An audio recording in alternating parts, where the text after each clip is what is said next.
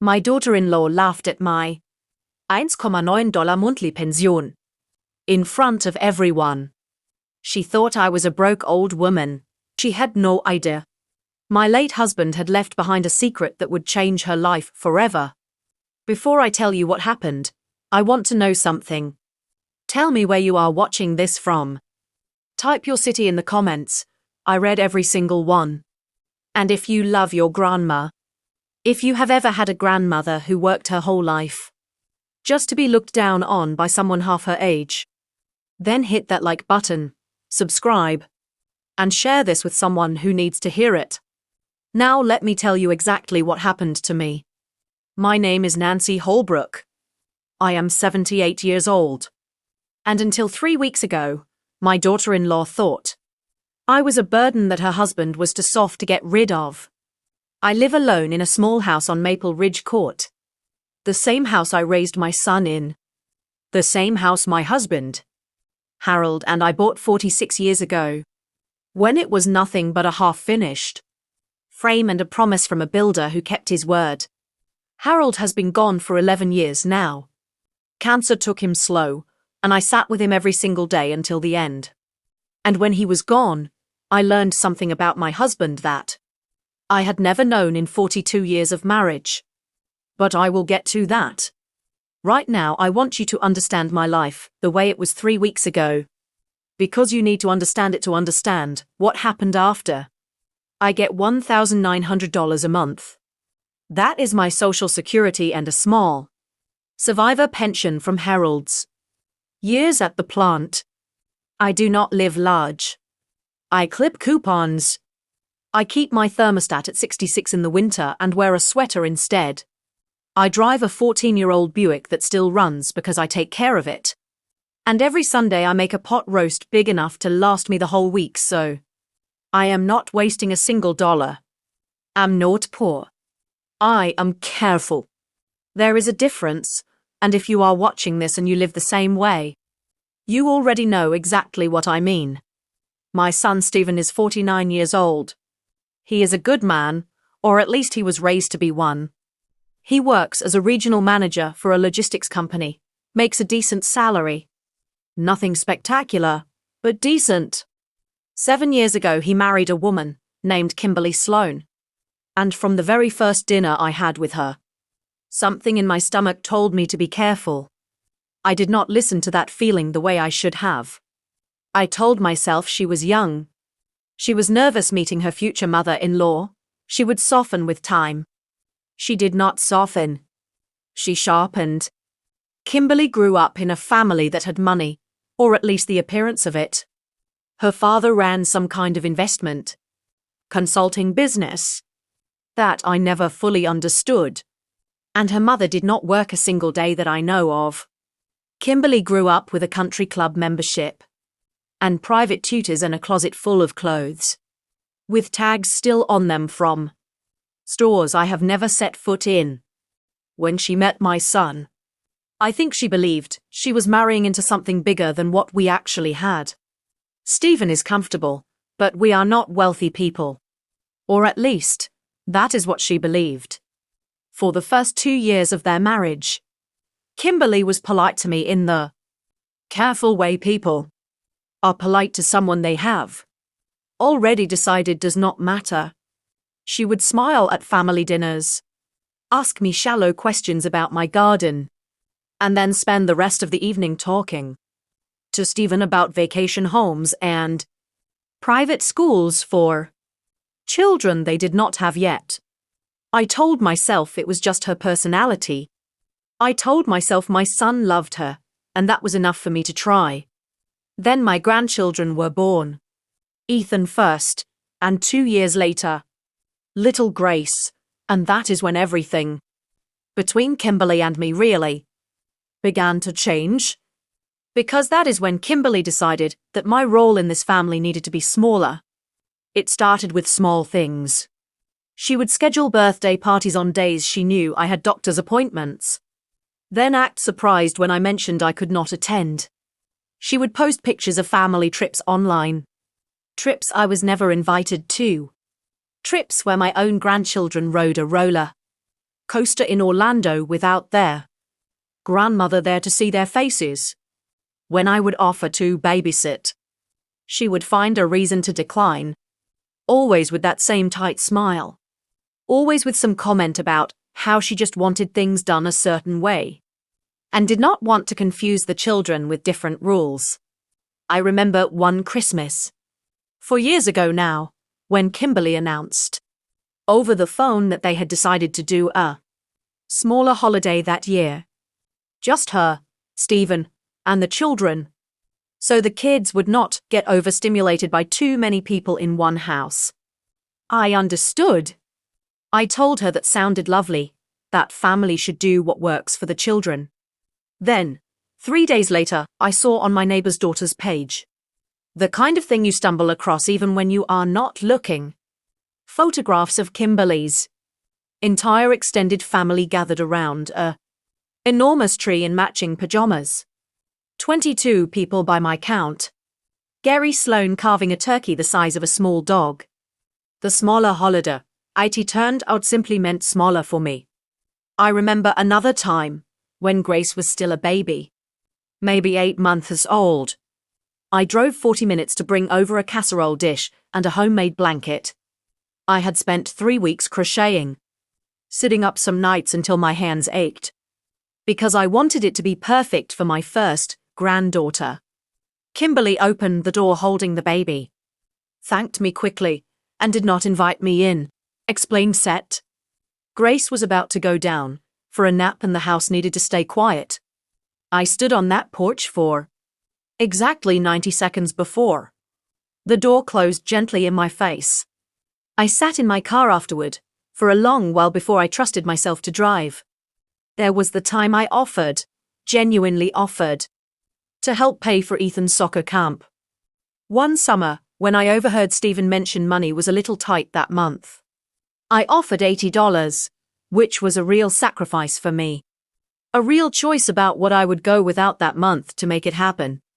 Kimberly laughed, not unkindly that time, more dismissively, and said, "Oh, Nancy, that's sweet. But we've got it covered, don't worry about it," in a tone that made it clear my $80 was a curiosity rather than a genuine contribution. Something to be politely declined. The way you decline a child's offer to help carry the groceries? I told myself I was overreacting. I told myself that is simply how some daughters-in-law are. And my job as a mother was to keep the peace so my son would not be caught in the middle. So I kept quiet. I sent birthday cards with small checks tucked inside. $20 here, $30 there. Whatever I could manage from my $1,900 a month. I showed up to the events I was invited to with a casserole and a smile. And I never said a word about the ones I was not invited to. There was a particular Sunday, about a year before the birthday dinner I am about to tell you about, when I overheard something I was not meant to hear. I had come by to drop off some tomatoes from my garden, and the back door was open. And Kimberly was on the phone with someone, her sister I think, standing in the kitchen while I waited quietly on the patio, not wanting to interrupt. I know, Kimberly was saying, laughing that same laugh. She's sweet, don't get me wrong. But she's just so, I don't know, small. Like her whole world is coupons and church potlucks. I try to include her, but honestly it's exhausting having to dumb everything down. I set the tomatoes on the patio table without knocking, and I drove home. And I did not cry that day either, though I wanted to. I told myself, again, that this was simply how things were. That I would not be the mother-in-law who caused problems. That Stephen's happiness mattered more than my pride. I have thought about that phone call many times since. About the words she used. Small, as though a life lived carefully. A life, built on patience and thrift and quiet dignity, was something to apologize for rather than something to respect. But 3 weeks ago, something happened that I could not stay quiet about anymore. And I want to tell you about it exactly the way it happened. Because I think a lot of you watching this have lived some version of this same night. It was Stephen's birthday. Kimberly planned a dinner at a nice restaurant downtown. The kind of place with white tablecloths and a wine list thicker than a phone book. I was invited, which surprised me a little, but I later understood why. Kimberly wanted an audience. There were 12 of us at the table. Stephen, Kimberly, my grandchildren, Kimberly's parents, a few of Stephen's co-workers and their spouses, and me. Sitting near the end of the table in the seat, that was clearly an afterthought. Kimberly's father, a heavy-set man named Gary Sloan, who never once in 7 years asked me a single question about my own life, started talking about a rental property he had just purchased in Scottsdale. Kimberly's mother chimed in about a cruise they were planning for the following spring. First-class cabin, private excursions, the whole production. And then, I do not even remember exactly how it came up, but somehow the conversation turned to retirement planning. One of Stephen's co-workers, a polite young man named Marcus, turned to me and asked kindly, "And what about you, Mrs. Holbrook? Are you enjoying retirement?" I smiled and said something simple. I said I was doing just fine, that I lived comfortably on my pension and Social Security, that I did not need much at my age. And Kimberly laughed. Not a polite chuckle. Not a nervous laugh you cover with your hand. A real laugh, loud enough that heads turn to tables over. The kind of laugh that comes from somewhere mean. Comfortably, she repeated, still laughing, looking around the table like she was inviting everyone to laugh with her. "Nancy, you get what? $1,900 a month. That's not comfortable. That's barely surviving. I spend more than that on groceries alone." She looked at her mother and rolled her eyes. I don't know how she does it, honestly. I could never live like that. The table went quiet. In that specific way a table goes. Quiet when everyone feels the same discomfort. But nobody wants to be the one to say something. My grandson Ethan, who was 10 years old at the time, looked down at his plate. My granddaughter Grace, only 7, looked at me with confusion, like she was waiting for me to laugh too. Because that is what you do when someone laughs. You laugh with them. And she did not yet understand why her grandmother's face had gone so still. I looked at my son. I looked at Stephen, waiting for him to say something, anything, to defend his own mother sitting at his own birthday dinner. And my son, my Stephen, looked down at his plate and said nothing. He picked up his wine glass and took a slow sip. And that silence hurt me more than Kimberly's laugh ever could. I did not cry at that table. I want you to know that. Did not give Kimberly the satisfaction of tears in front of her parents and my son's co-workers. I simply folded my napkin, set it beside my plate, and said, "I should get going. I have an early morning tomorrow." Nobody stopped me. Nobody walked me out. I drove home alone in my 14-year-old Buick. And only when I pulled into my own driveway, under my own porch light, did I let myself cry. Now, I want to tell you something Kimberly did not know that night. Something none of them knew. Something I had been sitting on for 11 years. Since the day my husband Harold passed away. Since the day his lawyer, a serious, kind man named Richard Ellison, sat me down in his office and told me things about my husband I had never known in 4 decades of marriage. Harold Holbrook worked at a manufacturing plant for 31 years.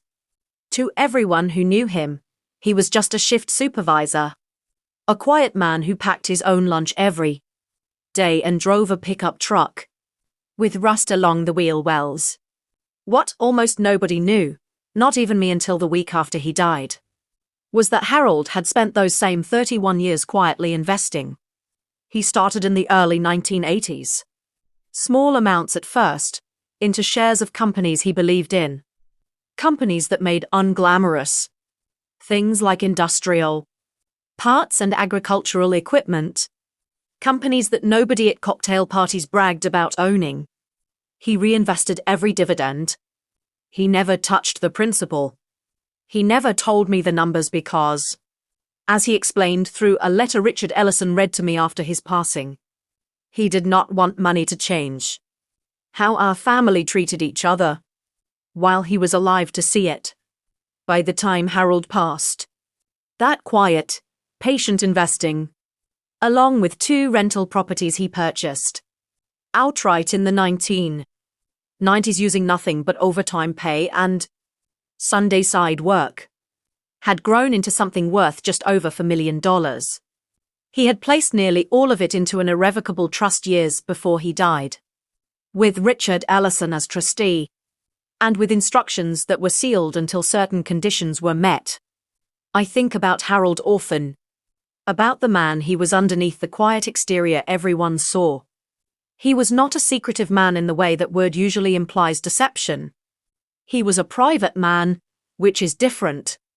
He believed, deeply, that the way a person carries themselves in the world should have nothing to do with what sits in their bank account. And he lived that belief every single day of our marriage.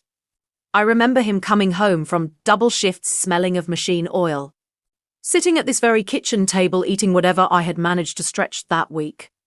Never once complaining. Never once suggesting we ought to live differently, even though I now understand he could have bought us a much larger house, a newer car, anything we wanted, at almost any point in the last 20 years of his life. Instead, he drove that same rusted pickup truck until the day the transmission finally gave out for good, 3 years before he passed. And even then he bought a used replacement rather than anything new. He wore the same 3 flannel shirts in rotation for a decade. He fixed our roof himself with a neighbor's help rather than hiring a contractor, even though I now know he could have paid for an entire new roof in cash without blinking. When I asked him once, years ago, why we lived so carefully when clearly we did not have to, he told me something I have never forgotten. He said, "Nancy, the day money changes how a man treats his neighbor, or his wife, or himself, that's the day the money has won. I'd rather keep winning against it, quietly, for as long as I can." I did not fully understand what he meant back then. I understand it completely now. Richard explained. That Thursday afternoon 11 years ago, when Harold's will was first read, that Harold had structured the trust specifically to survive exactly this kind of moment. A moment when someone in the family might be tempted to measure a person's worth by what showed on the surface. Harold had apparently told Richard, in the years before his death, that he worried less about me having enough, and more about what might happen to our families. Character once real money became visible. He wanted, Richard explained, for the money to remain a kind of quiet insurance, something that would only truly matter if the family's values were ever tested and found wanting. For 11 years, I hoped that test would never come. I am both sad and strangely grateful that it finally did, because it revealed exactly what needed revealing. At exactly the moment it needed revealing. Precisely the way Harold, in his quiet wisdom, must have somehow known it eventually would. I have lived in that same small house on Maple Ridge Court for 11 years since Harold died, driving my old Buick, collecting my $1,900 a month, not because I had to, but because that is who Harold and I always were, and because Harold's letter asked me to wait. He wrote that he did not want the money to change me, and he did not want it revealed to the family until the right moment showed itself clearly, a moment when it would matter for something more than comfort. He trusted me to know when that moment came. And sitting in my car outside that restaurant, wiping my face with a tissue from my purse, I finally understood what he meant. That moment had arrived. There is one more thing I need to tell you before I go on. Something that happened about 6 months before that birthday dinner. Something that I think finally cracked something open in me long before Kimberly ever laughed at that table. I had a small health scare that spring. Nothing serious in the end. Just some dizziness that sent me to the emergency room one Tuesday afternoon after I nearly fainted in my own kitchen. The doctors ran their tests, adjusted a blood pressure medication, and sent me home the same evening with instructions to rest. It was frightening in the moment. I will not pretend otherwise. But by the following week I was back to my normal routine. Gardening, driving myself to church, making my Sunday pot roast. But that scare set something in motion in Kimberly's mind that I did not learn about until later, through my own quiet channels, because in a family, information travels in strange ways if you know how to listen. Kimberly began, very gently at first, bringing up the topic of what she called options for me. She mentioned, during one visit, an assisted living community she had toured. Unprompted, one with a waiting list and a monthly fee that would have swallowed my entire pension twice over. She framed it as concern, as looking out for me. But something in how she described it, the way her eyes moved around my small living room while she talked, cataloguing, I think now, made me uneasy in a way I could not fully name at the time. A friend of mine, or woman named Dorothy Pruitt, who I have known since our children were in grade school together, sat with me on my porch one afternoon that same week and listened while I described the conversation. Dorothy is sharp, sharper than most people give her credit for at our age.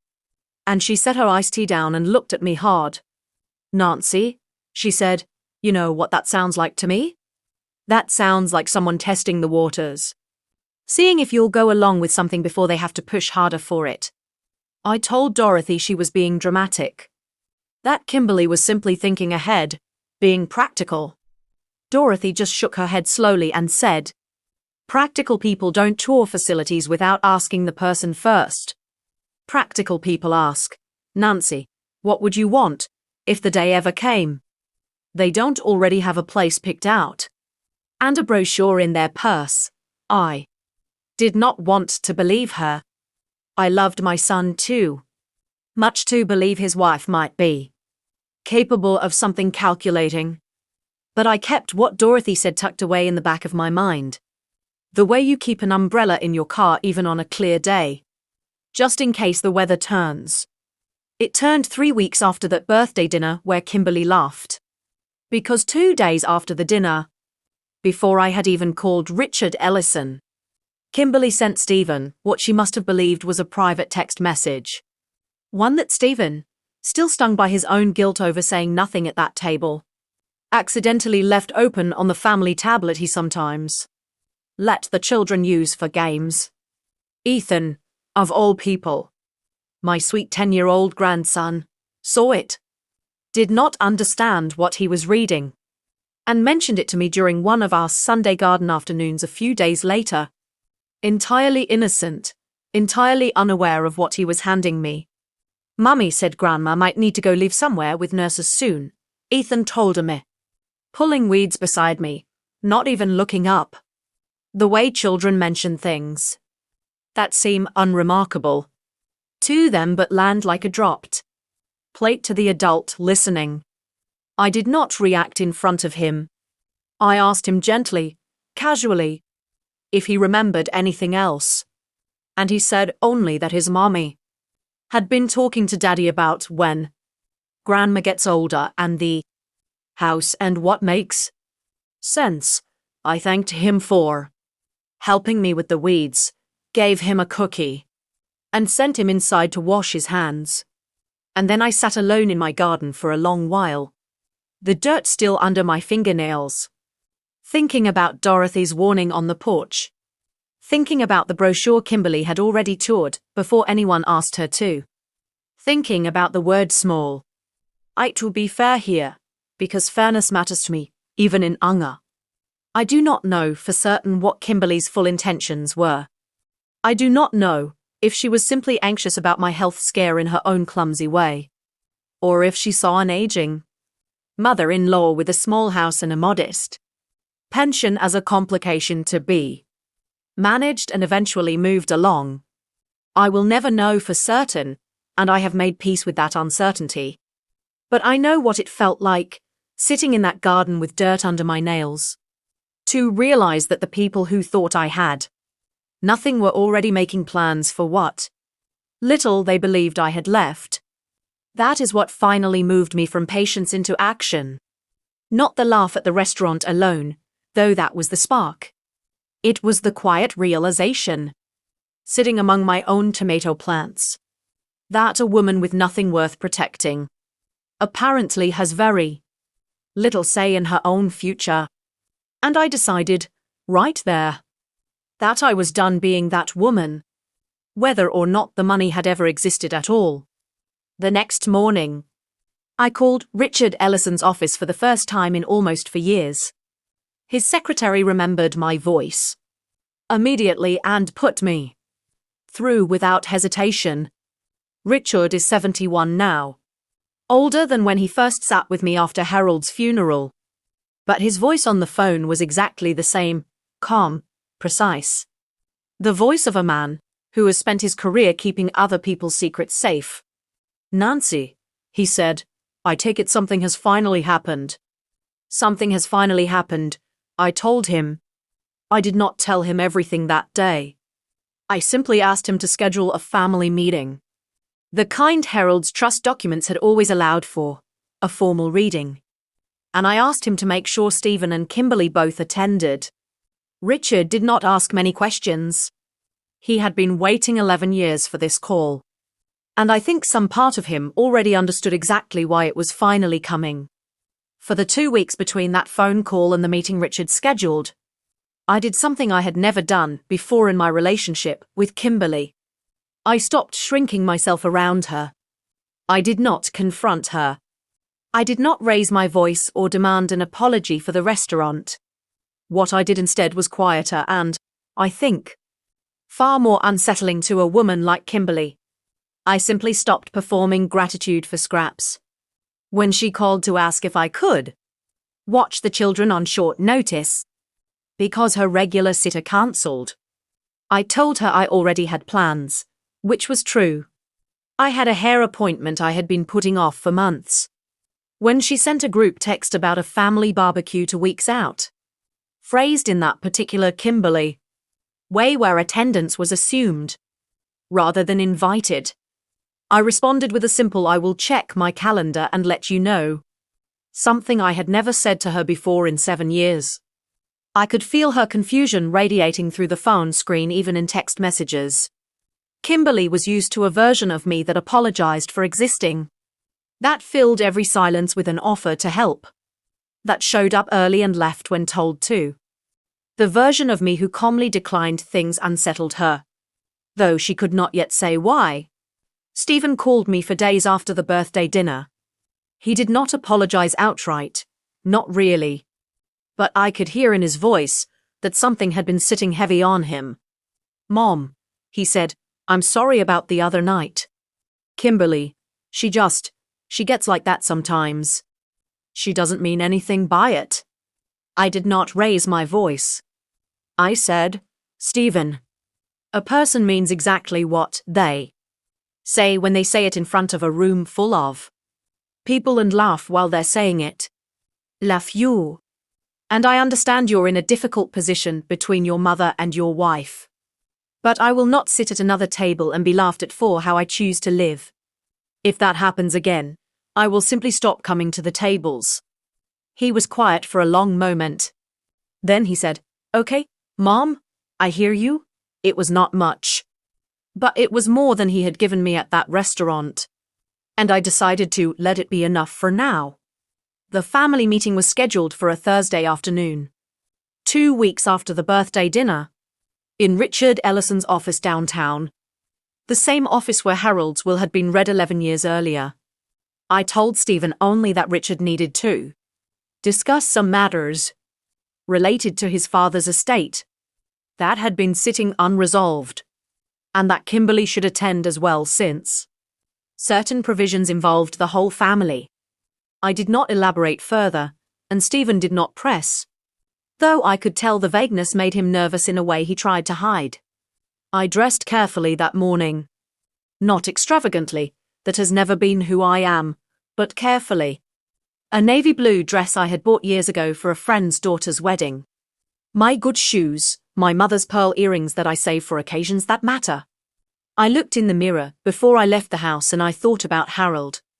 About his handwriting on that letter Richard read to me 11 years ago. About the words he chose. A moment when it will matter for something more than comfort. I whispered to the mirror, "This is the moment." Harold, and I drove myself downtown in my old Buick. And I parked it right in front of the building where I knew Kimberly, in her leased German SUV, would see it when she pulled in beside me. The office was exactly as I remembered it. Dark wood paneling, a long conference table, tall windows looking out over the city. Richard Ellison stood when I walked in. Came around his desk to take both my hands in the way he always does. And said quietly, "Just for me. Are you certain about this, Nancy?" "I have never been more certain of anything," I told him. Stephen arrived next, in his work clothes. Looking anxious and slightly annoyed at having to leave the office early for something he did not understand. Kimberly arrived 7 minutes later, and I noticed she had changed into a different outfit than what she likely wore to drop the children at school that morning. Something more polished. A blazer, real jewelry. Even walking into a lawyer's office for a meeting she did not understand. Kimberly Sloane Holbrook wanted to look like the kind of woman who belonged in rooms like this. I found that, in hindsight, almost sad. We all sat around the long conference table. Richard sat at the head, a thick folder in front of him. The kind of folder that makes people nervous before a single word is spoken. He opened it slowly. The way a man opens something he has been waiting a long time to open. "Thank you all for coming," Richard began. "As some of you know, Harold Holbrook, Nancy's late husband and Stephen's father, established a trust prior to his passing 11 years ago. Certain provisions of that trust required that specific conditions be met before full disclosure to the family. Nancy has informed me those conditions have now been satisfied. And so, per the terms Harold set, I am authorized today to disclose the full contents and current status of that trust." Kimberly shifted in her seat, and I watched her expression carefully. The way it moved from mild boredom to a flicker of genuine attention. At the word trust, Richard continued.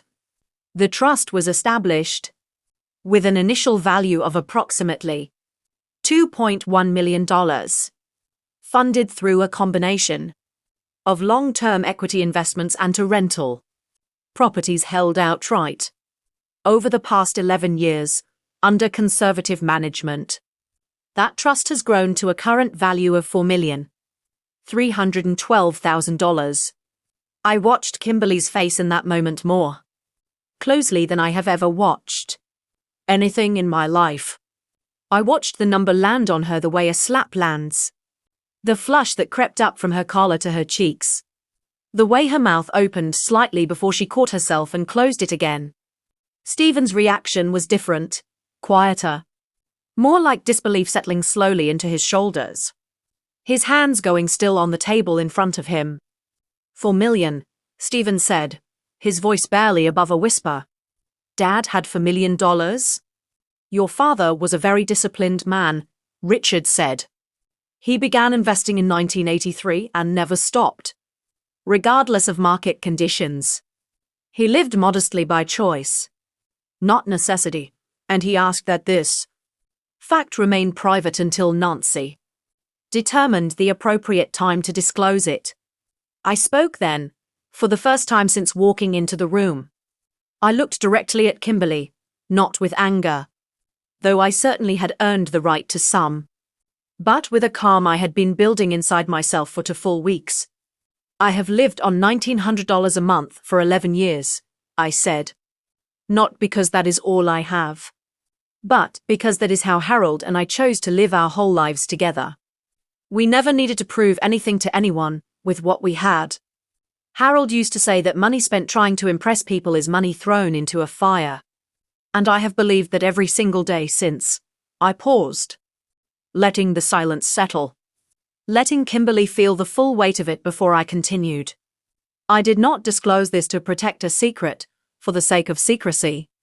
I disclosed it now because 3 weeks ago, at my son's birthday dinner, I sat at a table and was laughed at for how I choose to live.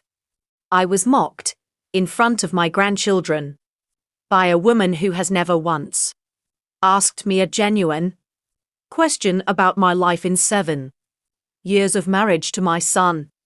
Kimberly's face had gone from flushed to pale.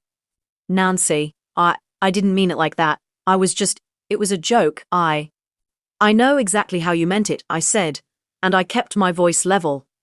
The way you speak to someone you are done being afraid of. You meant it the way you have meant every small comment for 7 years. You believed I was a woman with nothing, and you treated me accordingly. I am not angry that you did not know about the money, Kimberly. I am telling you plainly that the money was never the point. The point is how you treat a person you believe has nothing to offer you. That tells the whole truth about a person's character. Richard, sensing the moment, continued with the formal reading. The trust, as established, was always intended to pass primarily to Stephen and, upon Nancy's discretion, to her grandchildren, Ethan and Grace, in the form of education accounts and a deferred inheritance structure.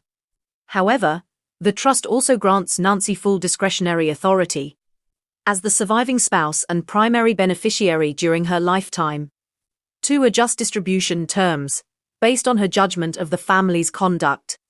This provision was written specifically by Harold. With language I will read directly. Richard lifted a separate page and read aloud, his voice steady. I trust my wife, Nancy, to know her family better than any document I could write. If at any point she determines that the values our family was built on, respect, humility, and honesty, have been abandoned by any member of our family in how they treat her or each other, I grant her full authority to restructure distributions as she sees fit, including exclusion of any individual from direct inheritance, with assets instead directed fully to our grandchildren through protected education and adult trusts. The room was silent. Kimberly's hands had begun to tremble slightly on the table, though she was trying, and failing, to hide it. Nancy, Richard said, turning to me directly, given the events you have described, do you wish to exercise any adjustment to the current trust structure today? I had thought about this moment for 2 full weeks, lying awake at night in the house Harold and I built our life in, thinking about what real justice looks like for a woman my age. I did not want to destroy my son's marriage. I did not want my grandchildren caught in the wreckage of an old woman's wounded pride. But I also was not willing to let 7 years of quiet disrespect simply be forgotten because a number on a page had finally impressed the person who caused it. Yes, I said. I would like the following changes made effective immediately. I watched Kimberly's whole body go rigid. First, I said, the education trusts for Ethan and Grace will be fully funded now, rather than upon my passing, structured so that neither parent has access or control over those funds under any circumstance. Those funds exist for my grandchildren's future, not for anyone else's present convenience. Richard making on note. Second, I continued, Stephen's inheritance will remain as his father originally structured it, unchanged, distributed upon my passing as always intended. Stephen has been my son for 49 years. And whatever disappointment I feel in how he has handled certain moments, he is still my son, and I still love him. Stephen's eyes were wet now, though he was fighting it, the way men of his generation were taught to fight it. Third, I said, and here I turned to look directly at Kimberly, Any joint provisions that would have allowed Kimberly independent access to distributed funds. Provisions Harold's original documents allowed for spousal flexibility are revoked. Should Stephen and Kimberly remain married, any future distributions to Stephen will be structured through protections that keep those funds separate from marital assets permanently. Kimberly's mouth opened. Nancy, that's not, you can't just, that affects me too, I'm his wife. You are his wife, I said. My voice still calm, still level. And I hope, genuinely, that you remain his wife for the rest of both your lives. Because despite everything, I do not wish unhappiness on my son. But being someone's wife does not entitle you to disrespect his mother and still expect full access to that mother's resources. Those two things cannot coexist, Kimberly. Not in my family. Richard cleared his throat gently. There is one more provision I should note. At Nance's earlier request. During our phone call 2 weeks ago, he looked at me for confirmation, and I nodded for him to continue. Nancy has also requested that the 2 rental properties held within the trust be immediately liquidated, with proceeds directed toward the establishment of a scholarship fund in Harold Holbrook's name at the local community college, specifically for adult learners over the age of 50 returning to school. Individuals Harold always felt deserved a second chance the world rarely gave them. I watched something shift in Stephen's face when he heard that. A flicker of the boy I raised. The boy who used to help his father change oil in that old pickup truck on Saturday mornings. Who used to ask his father earnest questions about hard work and fairness. For a moment, I saw that boy again, sitting in his work clothes in a lawyer's office, finally understanding his mother in a way he perhaps never had.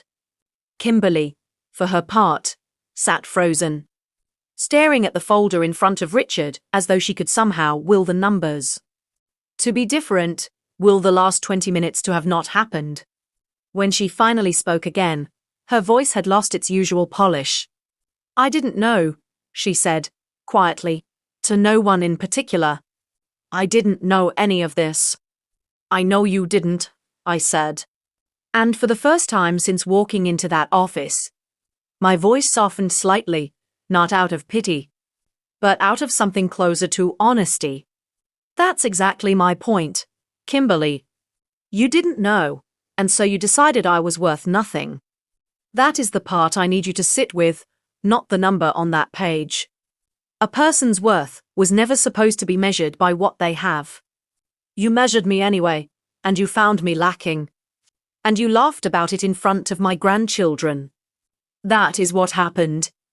The money simply revealed it. After Richard finished outlining the changes, the room sat in a silence so heavy. I could hear the ticking of the antique clock on his bookshelf. The same clock that had been there 11 years earlier when Harold's will was first read. Kimberly's father's name came up once more, almost as an afterthought, when Richard mentioned that the trust documents contained no provisions whatsoever for extended family members, meaning Gary and his wife had never been considered, would never be considered. A detail that seemed to land on Kimberly with its own particular sting. As though even in this moment, she was calculating how the news would sound relayed back to her own parents over their next dinner. Nancy, Kimberly said, finally finding her voice again after several long minutes. I want to say, I know this doesn't fix anything, but I am sorry. Truly sorry. I never should have said what I said at that dinner. I was being cruel and I didn't even realize how cruel until right now. Sitting here, her voice cracked slightly on the last few words. And I could see, even through my own hurt, that the apology carried some real weight to it. Though I was not yet ready to fully trust it. I appreciate you saying that, I told her. But I want to be honest with you, Kimberly. An apology offered because You have just learned there was something significant at stake is different from an apology offered because you understand you hurt a person, regardless of what they have. I do not doubt that you feel something right now. I am simply not yet certain what that something is. Time will tell us both. Stephen reached over and took Kimberly's hand under the table. A small gesture, but one I noticed. One that told me he was trying, in his own quiet way, to hold his family together even as it was being fundamentally rearranged in front of him. I did not resent him for it. A husband comforting his wife in a difficult moment is not a betrayal of his mother, even if some part of me, the wounded part, wished he had reached for my hand. Just as quickly 3 weeks earlier at that restaurant table, Richard closed the folder slowly, the formal portion of the meeting complete, and he looked at each of us in turn before speaking again. I have handled a great many trust readings in my career, he said. Very few of them involve as much genuine love as this one does. Buried underneath all this difficulty, Harold built something remarkable, not just financially, but in how carefully he thought about the people he loved.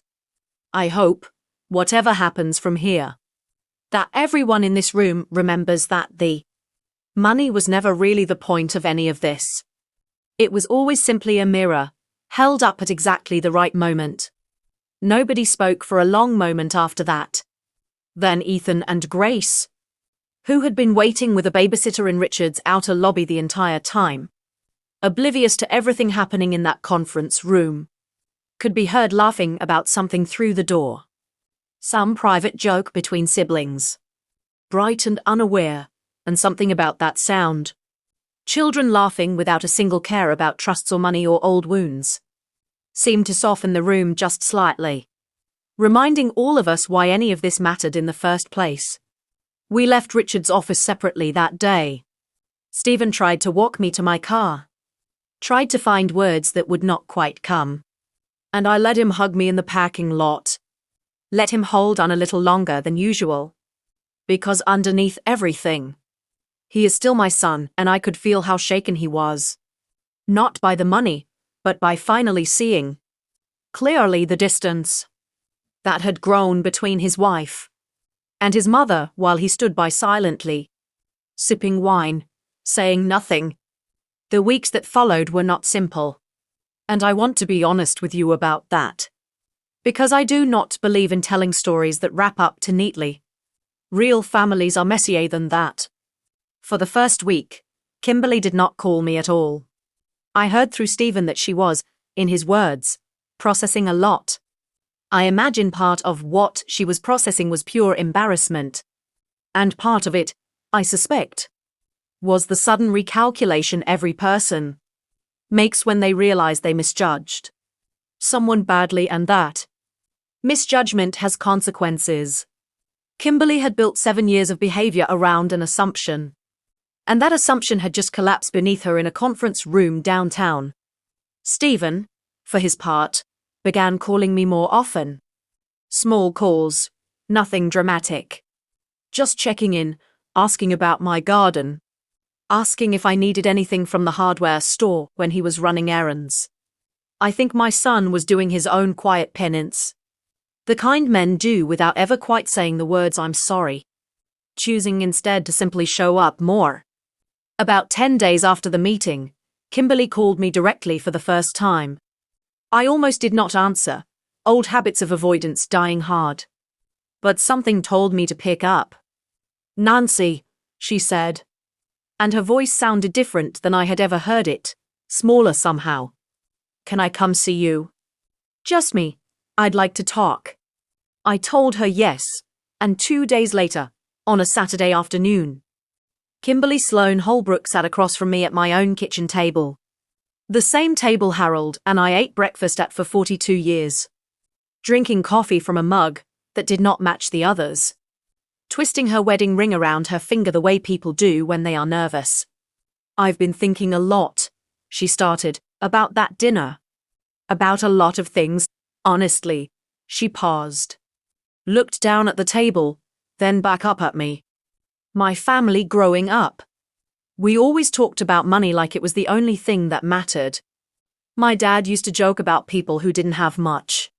And I think I just absorbed that without ever really questioning it. That's not an excuse. I'm not trying to excuse it.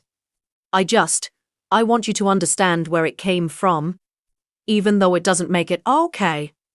I let her talk. I have found, at 78 years old, that most people simply need to be allowed to talk without interruption in order to say something true. When I laughed at that dinner, she continued, her voice catching slightly. I wasn't even really thinking about you. I was thinking about how it would sound to my parents, to Stephen's co-workers. I was performing for an audience, and you were collateral damage in that performance. And that's an awful thing to admit about myself. But it's the truth, and I think you deserve the truth. That is the most honest thing you have ever said to me, I told her, and I meant it. I don't expect you to forgive me, Kimberly sighed. And I'm not here asking for the money back, or for things to go back to how they were with the trust. I understand why you did what you did. I probably would have done the same thing. If I'm being honest with myself. She wiped her eyes with the back of her hand. Quickly, almost embarrassed by the tears. I just don't want my kids growing up thinking their mother is the kind of person who laughs at their grandmother. I don't want to be that person anymore. I want to figure out how to actually know you, Nancy, not just tolerate you at holidays. If you'll let me. I sat with that for a long moment. I thought about Harold's letter, about the words he chose, values our family was built on. Respect, humility, and honesty. I thought about how easy it would have been to close the door on Kimberly permanently. To let the trust document stand as my final, cold word on the matter. But I also thought about my grandchildren, about Ethan and Grace, who deserved a mother who was capable of growth. And a grandmother who was capable of grace. Real grace, not the performance of it. I am not interested in punishing you forever, Kimberly, I said finally. I am 78 years old.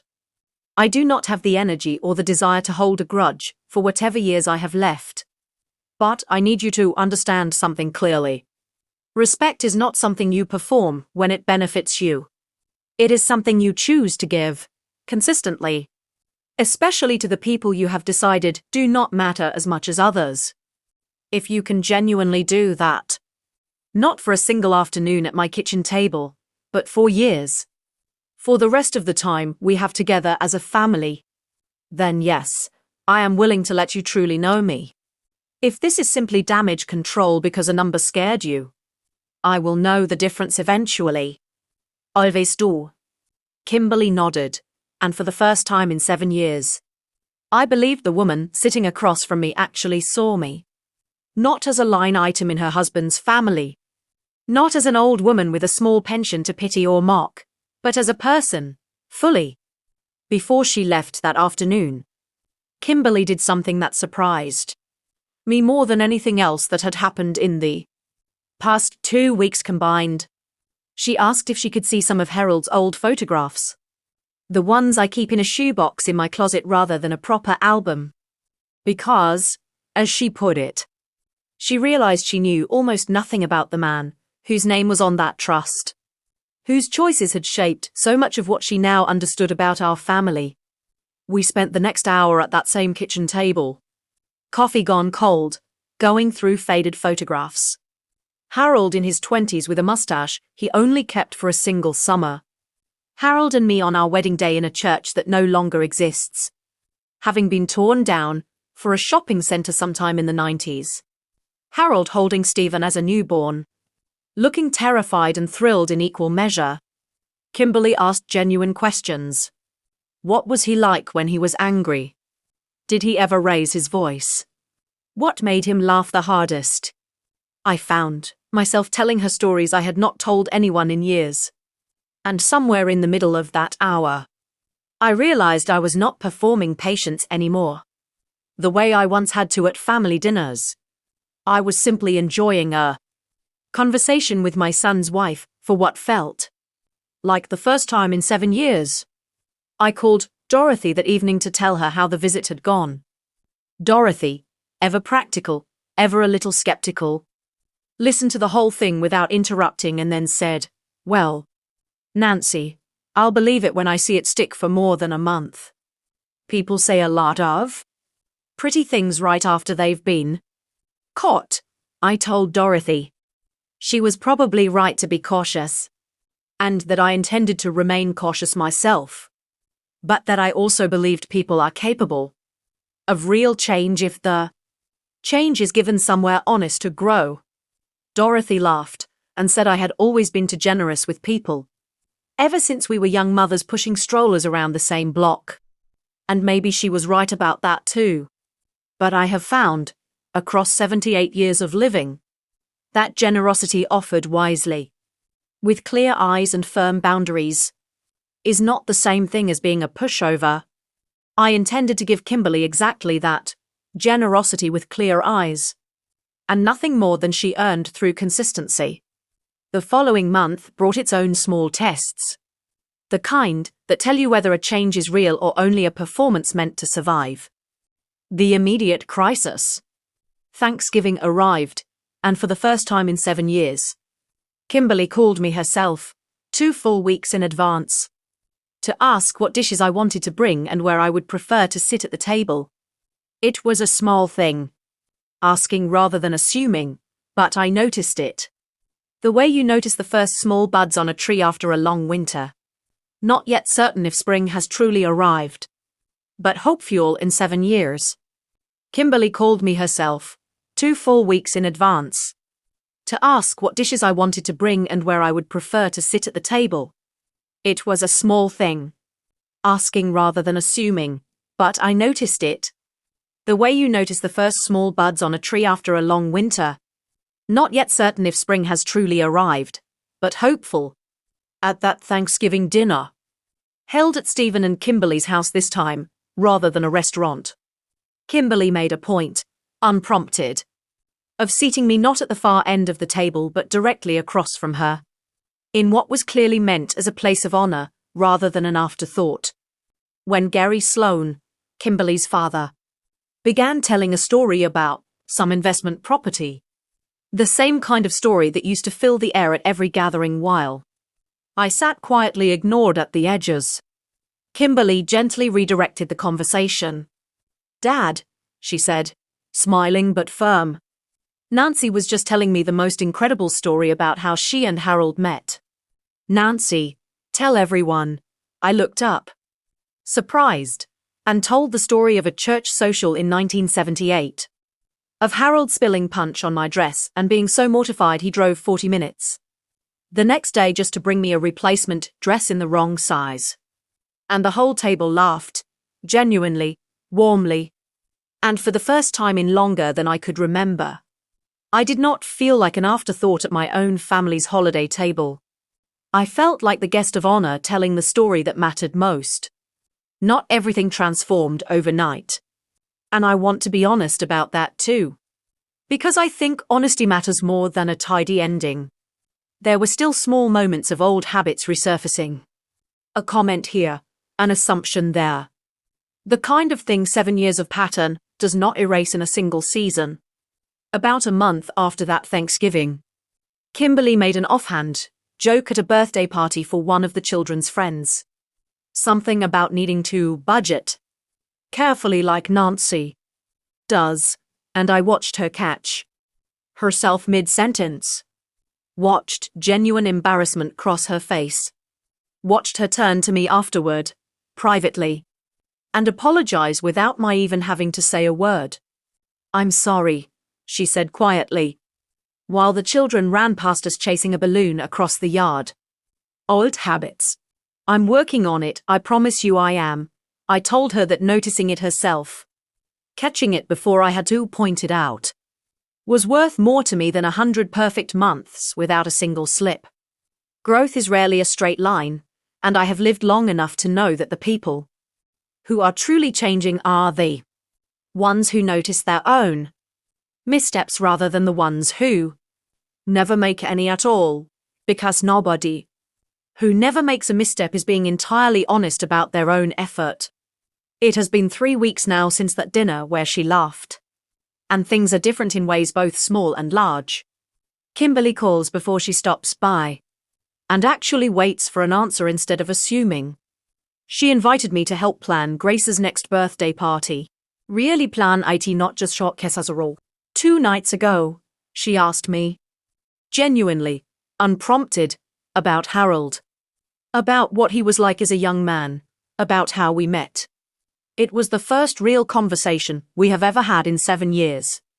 And I found myself, to my own surprise, enjoying it. Stephen and I are closer too. He has started coming by on Sunday afternoons. Sometimes just to sit on the porch with me. Sometimes bringing the children so they can help me in the garden. Last weekend, Ethan asked me, with the blunt honesty only a 10-year-old possesses, "Grandma, are you rich now?" And I told him the truth. I told him I was never poor, not once in my entire life. Because I always had exactly what I needed and people I loved around me. And that money simply changes what is visible to other people, not what is actually true. I still drive my old Buick. I still make a pot roast every Sunday that lasts me the whole week. I still keep my thermostat at 66 and wear a sweater instead. Some habits are not about necessity. They are about who you have decided to be. And at 78 years old, I know exactly who that is. But I will tell you this. The scholarship fund at the community college, named for Harold, has already received its first 12 applicants. Men and women in their 50s and 60s. Going back to finish degrees. They set aside decades ago for jobs and children and mortgages. And Richard tells me the fund will be able to support every single one of them. Somewhere, I believe. Harold Holbrook is sitting quietly, the way he always did, watching his patients finally bear the kind of fruit he always intended. Not for himself, but for people the world had quietly counted out.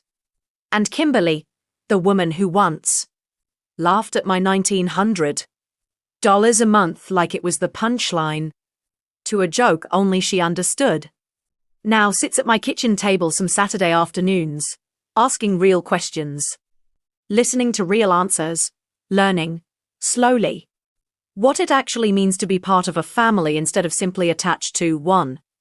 Stephen and I had our own private conversation.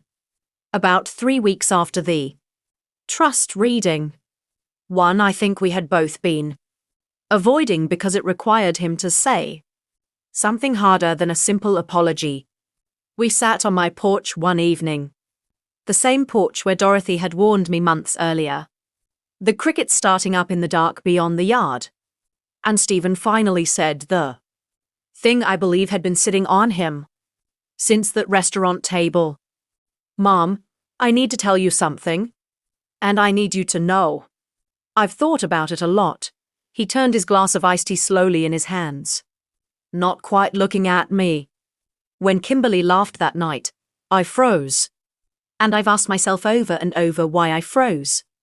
And I think the honest answer is that some small part of me, some part I'm not proud of, has always been a little embarrassed of how simply you and Dad lived. Not because I thought less of you, but because growing up, other kids had bigger houses, newer cars. And some part of me carried that into adulthood without ever really examining it.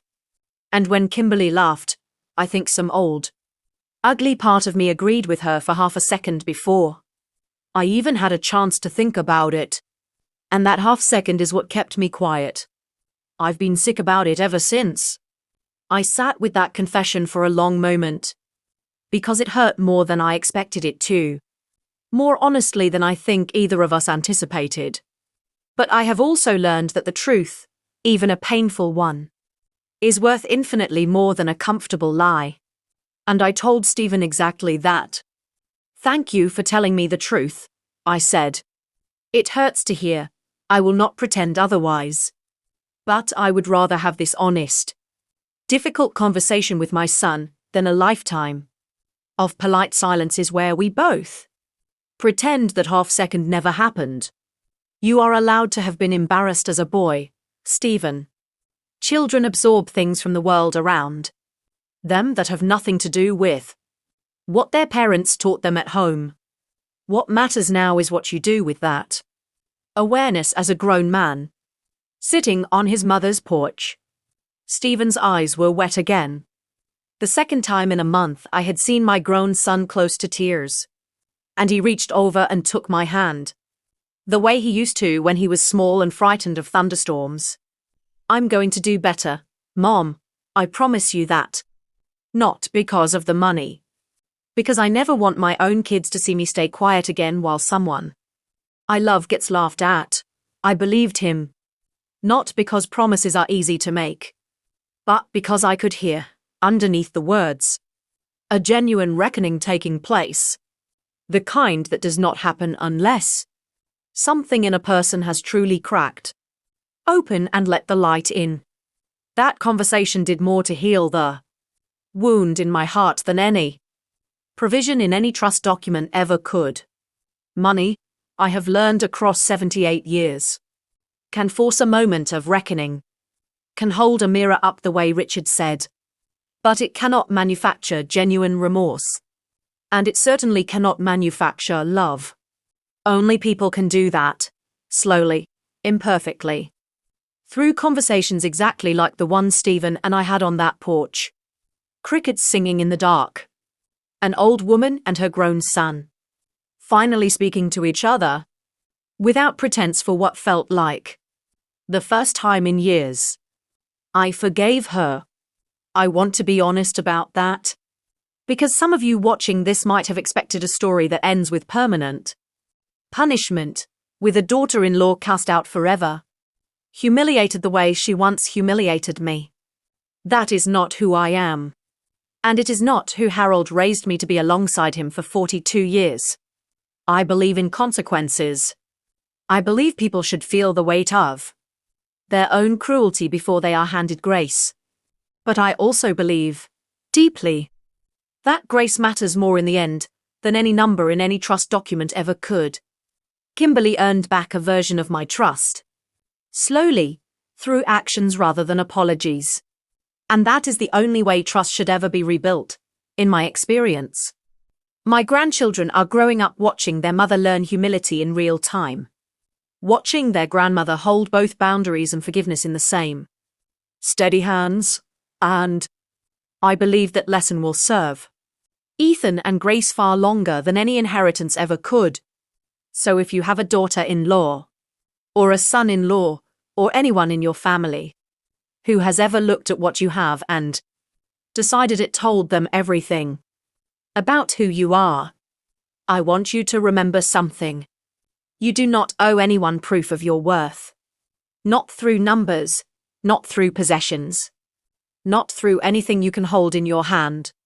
Sometimes the people who laugh loudest at what they think you lack are standing closest to what they will never understand about you, which is your patience, your dignity, and the quiet, steady kind of strength that never once needed an audience to be real.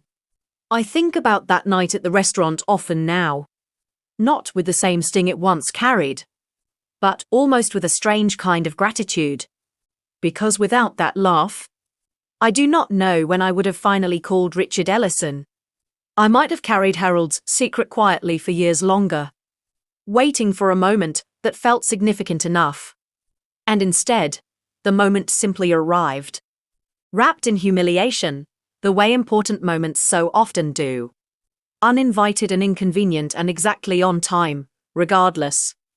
I have come to believe that the hardest evenings in our lives are sometimes simply doors we did not know we were standing in front of. And it takes something sharp, something that truly wounds us, to finally push us through to the other side of them. I also think often about Harold, about the patience he carried for 31 years at that plant, about the discipline it must have taken to watch every dollar he did not spend grow quietly into something enormous. Never once telling me, never once needing me to know. Simply trusting that the right moment would announce itself when it came. I understand him so much better now than I ever did while he was alive. And I find myself talking to him some evenings, sitting on this same porch, telling him about Ethan's growing interest in building model airplanes, about Grace's insistence on wearing mismatched socks every single day, about Kimberly's slow, genuine transformation, about Stephen's honesty on this very porch. I like to think he is listening, somewhere, nodding the way he used to, quiet and steady, the way he was in everything he ever did. If there is one thing I hope you carry away from my story tonight, it is this. Do not wait as long as I did to speak your truth plainly to the people who need to hear it. I waited 7 years, biting my tongue at 100 small moments, telling myself patience was the same thing as peace, when really, I was simply allowing myself to be quietly diminished. Dinner after dinner, year after year. Patience has its place, and I still believe deeply in grace. But there is a difference between patient love and quiet erasure. And I hope you never confuse the two the way I nearly did for far too long. I am not sharing this story to encourage anyone to hide fortunes from their families or to teach lessons through secrecy. Harold's approach worked for our particular family, in our particular circumstances. But I know every family is different, and I know secrecy carries its own risks. What I do hope you take from this, whatever your own circumstances happen to be, whether you have $4 or $4 million tucked away somewhere, is that the way people treat you when they believe you have nothing is always the truest measure of who they really are underneath the polite smiles and the holiday photographs. Watch closely. Remember what you see. And never let anyone convince you that a modest life is a lesser one. Because some of the richest, most disciplined, most quietly dignified people I have ever known spent their entire lives being underestimated by people who mistook simplicity for smallness. And it took my entire life to finally understand that this quiet dignity was never something I lacked, but something I had been carrying all along, patiently, the whole time. Now I want to hear from you. Tell me where you are watching this from, comment your city below. I promise I read every single one of them. It means more to me than you know to hear from people all over hearing my story. And if you love your grandma, if this story reminded you even a little bit of your own grandmother, her strength, her patience, everything she carried quietly so you never had to, then please, hit that like button, subscribe so you never miss the next story, and share this with someone who needs to hear it today. Thank you for listening to an old woman tell her story. It means the world to me. More than any trust fund or any number in any folder ever could. Because stories like this one are the real inheritance we leave behind. I will see you in the next one.